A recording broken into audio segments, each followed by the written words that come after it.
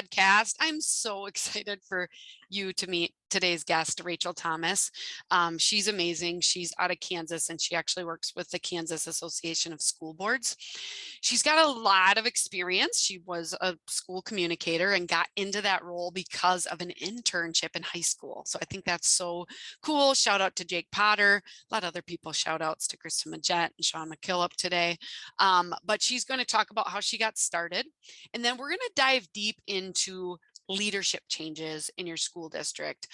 So how you can help attract the next leaders, the next teachers in your district through your use of social media and tying, a lot of that to your vision, mission, and values.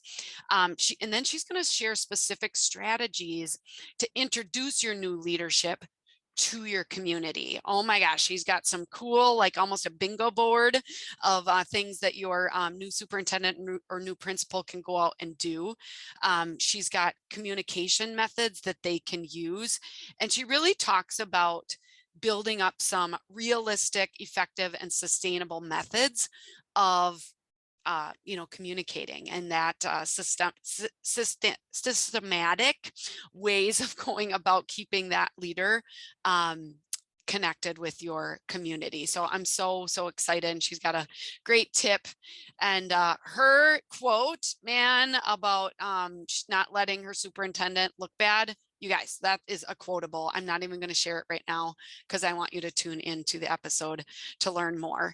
Hey, if you're listening to this live, today is the start of our Instagram challenge. So we're doing an Ignite Your Instagram challenge. It's a 2-week challenge. It's totally free. Hurry up and sign up because we are kicking it off this afternoon, 2 p.m. Eastern. I'm going to lay out all 10 challenges, and then you got 10 days to complete them, and your school could win $500. Now, we've got all sorts, hundreds and hundreds of schools signed up for this. They're including their student interns, they're including their teams, they're maybe just getting started with Instagram, they're just afraid to try Reels, they're looking to for ways to make their Instagram page more engaging. You guys, if you need that shot in the arm of just some, excitement, positivity, good training on Instagram as we end this school year, you do not want to miss this absolutely 100% free challenge. I'm going to give away prizes. I'm going to train you on exactly what you need to do. I'm going to support you in a Facebook group so that you can ask questions when you need to and get inspiration from other schools. Okay. This is one you're not going to want to miss. You can sign up right now at socialschoolforedu.com/ignite-Instagram. The link is in the show notes, guys. Get signed up today and then tell somebody about it as well, because you're not going to want to miss it. You do, and you're going to find out all these awesome results that other schools had because they participated, and you're going to miss out, and I don't want you to miss out. So get signed up today.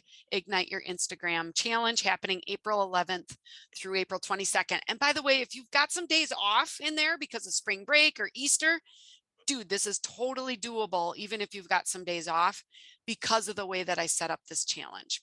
All right, let's get to today's K-12 PR tip. All right, today's K-12 PR tip is just about celebrating your seniors. You guys, it's mid-April. Some of you are in really big districts, so it might be a little bit more challenging to celebrate your seniors on your district page, but I'm telling you, the positive comments that come in from those posts are really, really big. Now, we have a really helpful blog to go along with this of kind of how to coordinate and celebrate using their senior pictures, and you don't have to create some fancy graphic. But guys, you could be celebrating what they plan to do next year, or you could just be giving a general shout out to all of your seniors. You can do one at a time if you're a small district like mine in Little New Auburn, or you could do it in groups of students. And actually, we've got some districts that are really big where they almost use the page from the yearbook, where they might have 16 to 20 people on one page where they're giving them a shout out. I'm just telling you, you're going to lead to new followers. You're going to be able to invite some new folks in, and you're going to get some really positive responses if you are celebrating those seniors. I'm going to again link up in the show notes to a really helpful article that Heidi Feller from my team created. She's also a mom of a senior this year for class of 2022. So she brings that unique perspective as well. Now with that, let's get to today's episode with Rachel Thomas. I'm so excited for you to meet her. Hey, Rachel, welcome to the podcast. Hi, how are you? I feel like we've been friends forever because you just have that type of personality. But Thank you. we haven't known each other that long, but have connected obviously through NSPRA and got to see each other in person at the last seminar and then CANSPRA. So I'm so excited to introduce you to all of our listeners. I'm so excited too. I've been really excited for this opportunity. I was telling my husband this morning, I'm going to be on a podcast. We're going to have to listen to it as soon as it comes out. We'll have like a listening party. So I'm stoked. Yes, it's going to be great. So, for those that don't know, have the pleasure of knowing who you are, why don't you just share your background and then your current role as brand and communications manager for the Kansas Association of School Boards? Definitely. So I'm from Kansas. I'm a Kansas girl through and through. I never left, but I love Kansas, so it worked out for me. I spent 2.5 years at Lawrence Public Schools, right where KU is. So it's been a very exciting time to live in Lawrence if you are a basketball fan right now.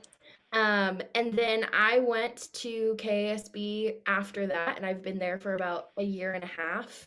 I mostly got into school PR actually from an internship. So Jake Potter, if you know him or you've met him, he has an internship in Leavenworth, Kansas, where I'm from, and that was my first job right out of high school. So I did a summer internship with him, and then went to college, did a bunch of different internships. Um, Got a job after college, and then about a year in, he contacted me and said, "There's a job in Lawrence. They're creating it. It'll be the first time that they are not a one-person shop." And so if you're still in Lawrence, I think you'd be perfect for it. So that's kind of how I re-entered school PR, and I've kind of been there since. So That's awesome. So you're really young. I knew you were young, but just kind of started in this journey, but really have taken on a leadership position within your Kansas chapter. And then, of course, I see you bouncing around. Your bubbly personality is always fun to see. I'm really interested in this summer internship program that got you started because so many of the listeners are strapped for time and content and all of the things. And there's these amazing students, like obviously you were, which that internship did that kind of get you into thinking, hey, school communications might be a thing that I want to go into? absolutely. I mean, our school district was really great about, career opportunities. We had a class called leadership, that was just about project-based learning and different projects that you found exciting. My school district that I grew up in when I was there had not necessarily an issue, but they have a school district that's very close by and a military community who can choose either school district. So they were always very intentional about their marketing communications work.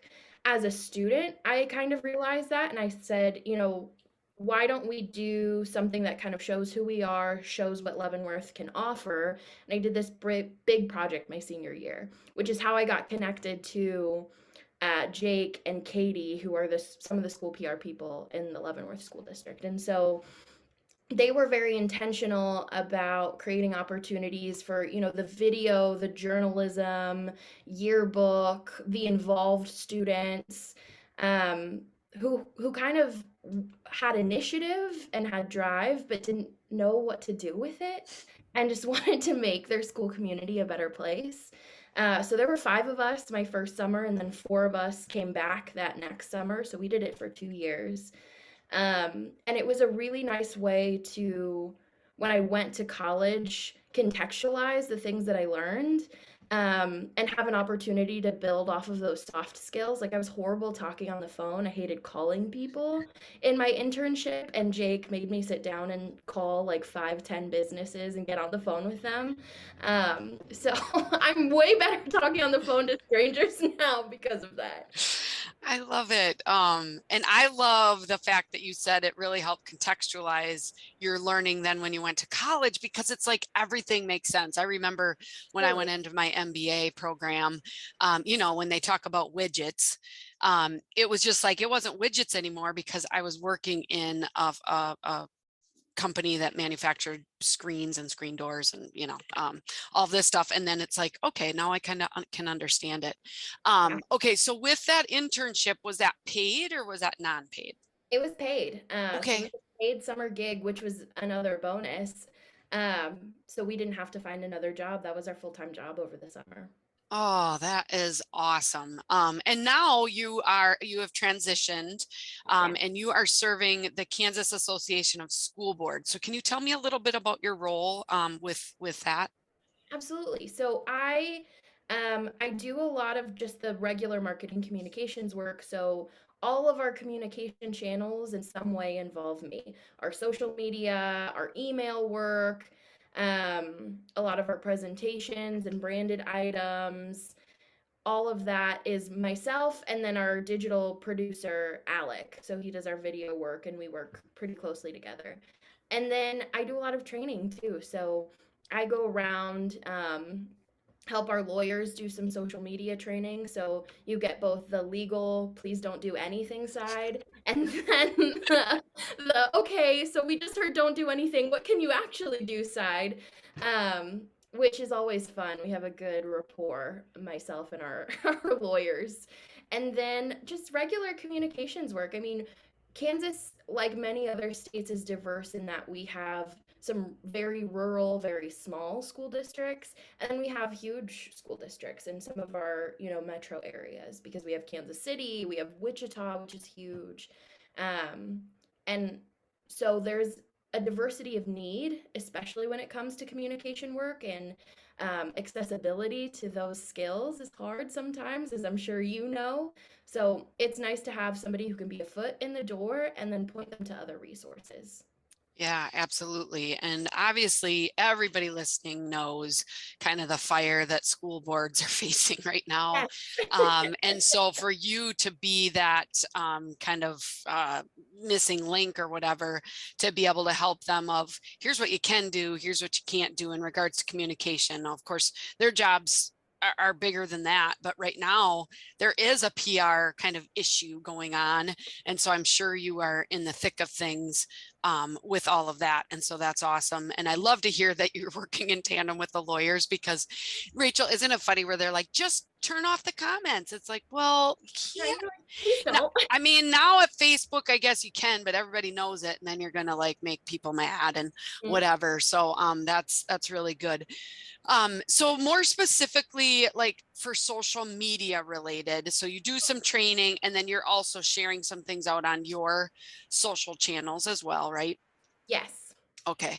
And now the one thing that I really wanted to focus on in this interview, Rachel, with you, we're actually both going to be at GabCon coming up. And so sweet little plug, you keynoted last year. I did. Hmm. Okay, and GabCon is an awesome event put on by Gabbert Communications.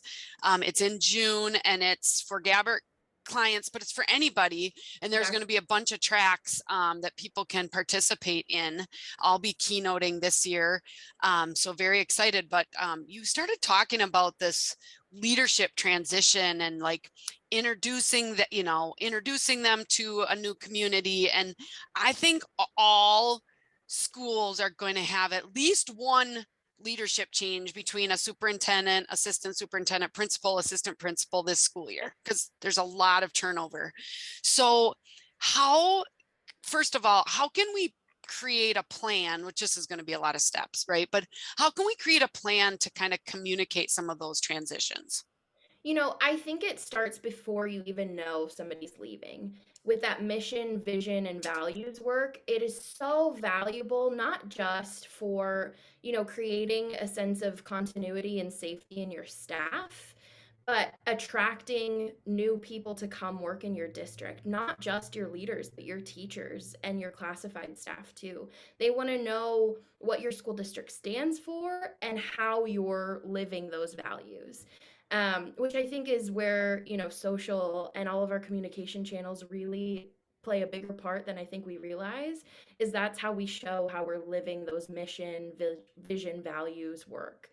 Um, and I think it's more than just, the strategic planning process and creating a plan with your board and your school community, it's how do you take those action items and then put them into everyday work. So how does a math lesson in your second grade classroom connect back to your mission and vision? How does, your CTE work? How does that move forward your values? And how do you live those values every day?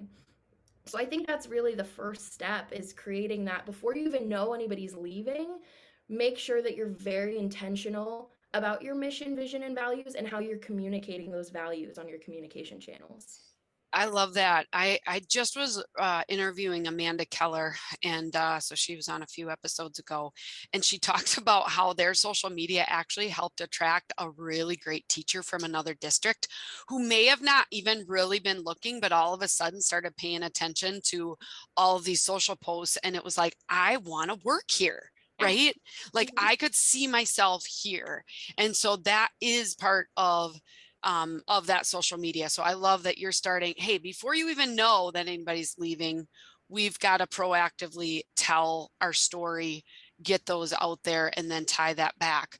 Now, let's go to kind of that next part of, okay, now we know that there is an opportunity coming up that somebody's retiring or they're taking another position. And of course, we're going to talk more about more than just social media, Rachel. So you can expand on that. But let's just say right now, we need to start looking for an opening. How does social media play that in that role? And then what are some other steps in regards to starting to attract or let people know of those open positions? Definitely. So I think that once you begin the search process, normally people use some type of search firm, and their board is heavily involved. I think it's really smart to kind of get everyone on board. I think it's great to choose like three keywords. What are your three words that you're going to say this new superintendent like needs to have, or is important to the community to remember in the search, and make sure everyone knows these three words. It's almost like media training, you just keep saying them over and over again in different ways across all of your social and communication channels. So on Twitter, we're looking for the next superintendent who cares about students, learns first, listens second, or something fun and snappy that really shows your values again. And then maybe it's a newsletter about detailing the search process, what they're going to do, what steps the search firm is going to take, kind of an expected timeline, and then how you want to introduce them to the community. Okay, awesome. And then how can like the community get involved in that search and selection process for a new leader? So I've seen a lot of search processes do, those listening groups, they do characteristic focus groups. I think that's a fantastic way.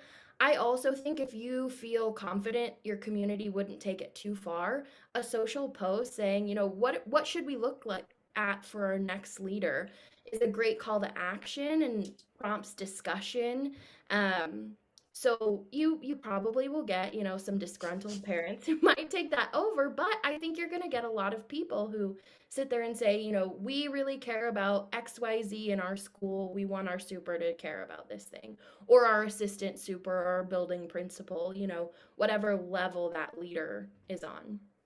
Yeah, absolutely. And I know like in our little community, sometimes even in the interview process, there's like a parent group, a staff group, and then like a school board group that Yes. interviews kind of some of the final candidates. Do you guys ever use that in your process?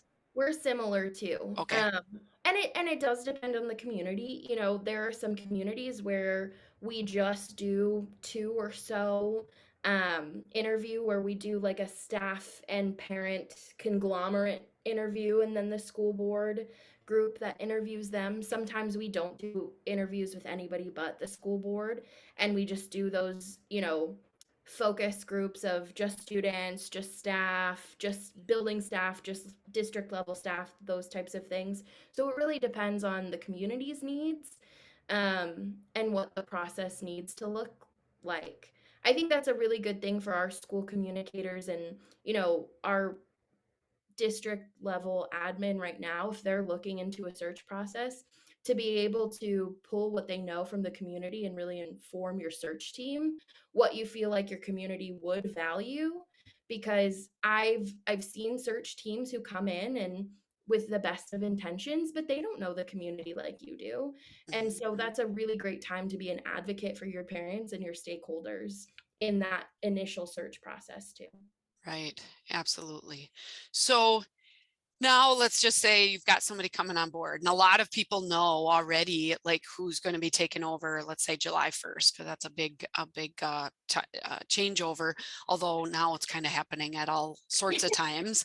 Um, so let's talk social media and non-social media related. You know, a lot of people talk about the first 100 days type of communication plan, or so what kind of ideas can you give our listeners of really introducing them, getting them involved and engaged, you know, that with that communication, the communication efforts? Yes. I think your website is a great place for that. Final Site just did a presentation for us in our Cancer presentation, and they talked a lot about, a Superintendent's Corner on your webpage with videos and, links to their communication to introduce them to your community, but also to continue posting messages there, which I loved that idea. And I've seen districts do that too, where it's just a good hub to put all of that communication efforts, where they're going, who they're meeting with, messages to welcome them into the community. I think that just shows a really good coalition of effort.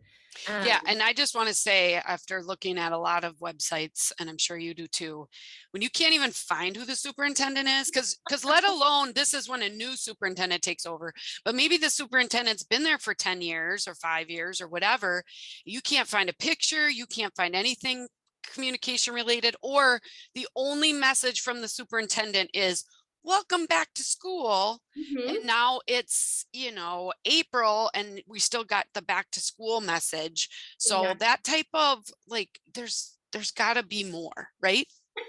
Yes, you would hope so.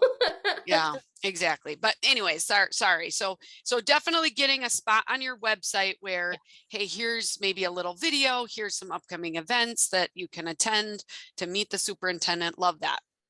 And then so a lot of supers, like you said, do their first 100-day plan. When I was at Lawrence Public Schools and we had a new superintendent, we did his first 100-day community plan, and it almost looked like a bingo board. And it said, register to vote and register my car tags, find a local brunch spot, find my favorite coffee shop, things that felt um, really intentional about the fact that he was going to move to the community and be ingrained in the community because that's important to Lawrence. And we got a lot of people. We posted that on his social and then on the Lawrence Public Schools social. We got a lot of people coming in. Oh my gosh, you have to try this coffee shop, or oh my gosh, I want to meet you. Let's go to this brunch place and I'd love to take you there. Um, and it was a really good way to just get beyond the school community, the people that care about your schools, responding and have that good rapport, start making introductions with social. We had really great engagement on that post. So with that new leader, did they have a Twitter account, I'm Yeah. assuming? Okay, Hmm. and then you also shared some of those same things on the district, either Facebook, Twitter, Instagram page? Yes. Okay, awesome. Because I just recently was chatting with a gal that I feel so sorry for, Rachel. In addition to the district page, and then they have like 70 schools, Yeah. every superintendent and assistant superintendent and all the school board members had Facebook, Twitter, Instagram, LinkedIn. I think all four of those, and she was responsible for running those. No. So it's like, oh my goodness gracious, no way. Like, if you're going to do one for a leader, I think Twitter's a great spot to be because it's so easy and it's like 280 characters and whatever. Exactly. But was that superintendent then running their own Twitter, or did you help them? No, he was running his own Okay. Twitter. He helped, we were Yeah. very collaborative in what our roles were because I wanted him to be confident on Twitter, to feel like he could post himself, but not feel like we were saying the same things. Because you don't want to get into a situation where if they were to leave for whatever reason, they were the only connection to your school messages. And so we were very intentional and purposeful together. And I was so lucky that he was extremely receptive to that message and was willing to do the good communications work to make sure that his Twitter felt like him, but also was a ambassador for the school district. But then the Lawrence Public Schools Twitter felt like the official channel. So, okay, so I love this first 100-day kind of a community communications plan. I'm putting you on the spot, but Do it. Rachel, it's my job. But for my listeners, they're like, do you have that list? Do you have that list anywhere that we could link up in the show notes? Let me find it. I tried to find it yesterday. It's been Okay. a, but I will find it and I'll get Okay, it. and then so we're gonna do our best, you guys, listeners. Check out the show notes. You're gonna be able to get connected to Rachel there and all of that. But we're gonna try to at least, and if you can't find it, even if you made up your list of 20 things, I just think that's so creative. I mean, registering to vote and finding the coffee shop, and how many stoplights do you have in your town? Which in our town, Rachel, it's 0 because we're such a small town. So I'm sure you have a lot, so we wouldn't make them count those. But how unique is that? And I mean, there's probably like known people in yours. So it's like, hey, have a coffee date with, Mrs. Johnson or whatever. That's great. Okay, so that's kind of social media related. Are there other things that, during those first 100 days or getting them introduced, anything else to share for some ideas? So we made sure that he had stepped foot in every single school, and Lawrence Public School had 21 schools in the building. We also went through a leadership transition at KASB in November, and it was an internal transition, so a little bit different, but similar intention. And we tried not to fall into the trap of, because he's been here for years in a different role, it didn't mean that we didn't have to use the same, perseverance and tenacity to introduce him as a thought leader. Right. Um, and so we introduced Dr. Jordan in a very similar way, where we were on Zoom or in person to wherever we could be in the state. And he was able, we're in March now. So in the first 5 or 6 months of his new position, we've been able to visit with at least half of our members in the state, because we wanted to build those relationships. And we took pictures, we took video to create that content to show where we are. And we posted them on our website, we posted them on social, but then in our email communication and our newsletters. So he was writing blogs about the things that he was seeing, thought pieces about some of the challenges that he sees Kansans facing, not just, with leadership transitions, but teacher recruitment and retention, which I know is a challenge everywhere. And so I think any time that you can get them to be able to write something, whether it's a letter to the community or a blog post or something like that, so you show that they're not just a leader, but they're a learner too. They're committed to your challenges and your obstacles and finding solutions with you as a companion, I think is great, and it's key. Yeah. So really being intentional about visiting every campus, every group, making some of those connections, and then sharing some of those pictures and videos. Because again, if people don't see that, then they're just like, oh, that's that person who's just holed up in their office and they're not out and about. And then really building up some communication options with emails, newsletters. You said talking about what they've seen, the challenges they face, maybe some of the learning that they're doing, just to Mhm. reinstate that investment in, I'm here. I always just think of a servant leader, like they are the best leaders, right? And so they're really serving. And I can imagine, so you talked about writing blogs, but I'm imagining that if you have a superintendent who is maybe more comfortable behind the camera, and some of them are and some of them aren't, but even if that's where they're comfortable and they're more comfortable with shooting a short video, then maybe the communications team or somebody turns that into a little blog article that goes along with the video, but that could be put out in an email or newsletter on social media, right? Absolutely, absolutely. Well, and video is such a good way to show their personality too. Yeah, absolutely. I think we were probably both at the Ensborough where it was Dr. Hunt, I think, was one of the superintendents, and they did a lot. I mean, as comms people, our job is to obviously build good relationships and all of that with our community, with our staff and all of that. But in some cases it's, hey, we want to shine a light on these awesome leaders that we have. And so when you can get those people that really grab on to, okay, I'm willing to do this. I'm willing to trust you enough to put this out there. That's really powerful, and it creates those relationships that you just can't build without their kind of buy-in, right? Exactly. Well, and I think you touched on something so key there is that relationship between the communications person and your leader is so important.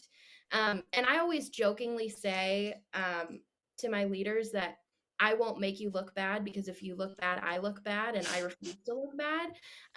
But it's such a great way to get them, joking. I'm a jokester. We're planning an April Fool's prank right now for our staff anyway. So I love to, joke around and get to know people. But I just think that anything that you can do to introduce yourself and make sure that they know you are going to be a trusted ally throughout their leadership and that you have their back is important.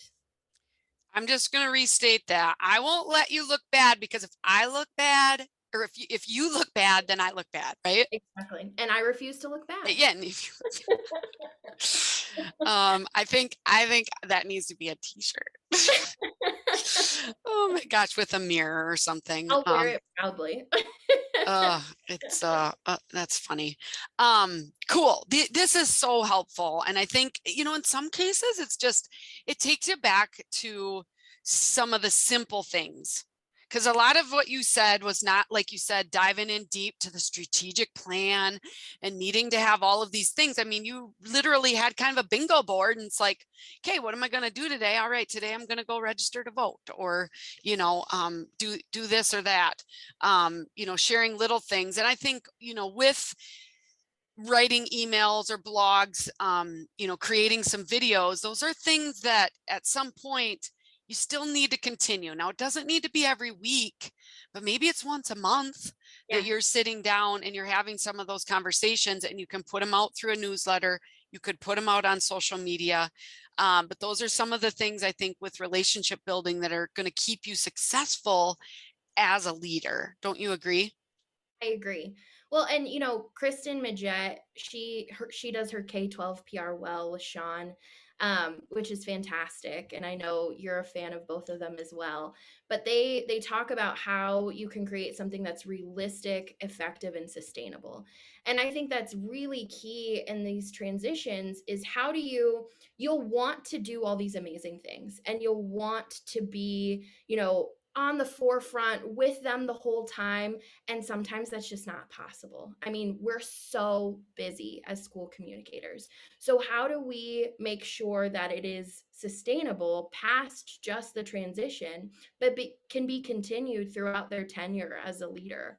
That I think is going to be the communications work that matters most in their leadership journey with your district. Yeah. And we didn't even mention like a podcast, and so if they aren't maybe comfortable with the video part, but they are comfortable with the audio and talking to people, that's another option. But I run a weekly podcast. And why can I do that? Because I run a business, and I'm not a school communicator full time, like, a lot of the people we serve, right? And so I can make that time. But don't set yourself up for that if you can't sustain it. I mean, once a month might be perfectly fine. And your audience, they're going to get used to what you're able to put out. So I love that advice. And yes, I love me some Sean and Kristen all day long. So realistic, effective, and sustainable. Those are three things that you really need to think about, not only as you introduce them, but long term. Gotcha. Um, Oh my gosh, we could talk for hours, and I it's think so too. it's already wrapping up. Isn't that crazy? But as folks are out there listening, what would you say is your best social media tip? I think it's that call to action. You know, make sure that every post you have has some sort of call to action, and it can be simple, you know, click the link, like or retweet if you agree is one of my favorite ones because it just, you know, shows some camaraderie, but anything that you can do to get some interaction or start a discussion, you know, think of them as discussion prompts. Maybe it's almost like a journal for other people to say, you know, what do you think of the lesson that Mrs. X is learning? Or what do you think of our new superintendent if you're introducing your new super to the community? Yeah. You're still going to get people, again, I mean, you're never going to make everybody happy. You're probably going to get the trolls on there, but you might get more positive people than you think. And taking that leap shows you what you can do. Yeah, absolutely. We actually, I'm going to include in the show notes because one of my newest one-page PDFs is 20 calls to action for schools. Yeah. And so, but I think it's key. And the reason why, and you know this, and hopefully most of our listeners know this, but the reason why that engagement piece is key is because of the algorithm. And the more engagement you get, the more people are commenting, asking questions, interacting, the more Facebook or Twitter or Instagram says, hey, this post is important because it's generating these comments. I'm going to show it to more people. And so that is the reason why you want to have that call to action, increased engagement. It also gives you the opportunity to listen to what people are saying. And sometimes they're going to say awesome things. And a few times they're going to say maybe not so awesome things, but it might be an opportunity to learn, right? Yeah. So, oh my gosh, this is awesome. Rachel, thank you so much for spending time with us. Now, everybody wants to be your BFF. And so what's the best way to stay connected to you? Twitter. I'm on Twitter, mostly reading other people's things and tweeting, but I'm on Twitter. So Rachel ISA Thomas is my handle. So you can connect with me on Twitter, or my email is rthomas@kasb.org. I'm always happy to help anybody who comes through my inbox. Awesome. We're going to include your Twitter handle and your email address if you're like on the go, maybe you're working out, maybe you're in the car. Don't worry, we've got you covered in the show notes. And we're going to try to get that, at least a portion of that list of community things in the show notes as well. So listen up, no pressure, Rachel, no pressure. But thank you so much for hanging out with us. And you guys, I think these tips really help. You can grab onto a couple of them as you're looking into your transition. And if you've got questions, reach out to Rachel. She will help you. So thanks so much for joining us today. And everybody, we'll see you next week, same time, same place, interviewing another awesome school communicator out there. So we'll see you next time. Bye, Rachel. Thank you. Bye.